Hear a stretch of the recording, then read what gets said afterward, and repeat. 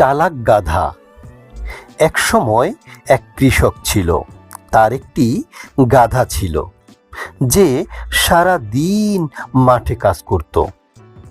গাধাটা খুবই অলস, কিন্তু বুদ্ধিতে কম ছিল না।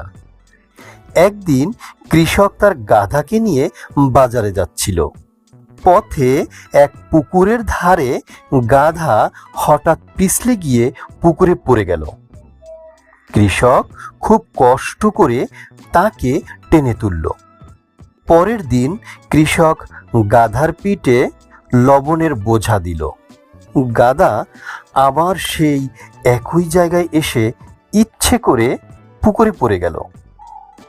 পানিতে লবণ গলে যাওয়ায় বোঝা অনেক হালকা হয়ে গেল। গাধা হাসি মুখে হাঁটতে লাগলো। কৃষক সব বুঝল, কিন্তু কিছু বলল না। তৃতীয় দিন কৃষক একটু বুদ্ধি খাটালো। এবার সে গাধার পিঠে তুলার বোঝা দিল। গাধা ভাবল, আজও পুকুরে পড়লে বোঝা হালকা হয়ে যাবে।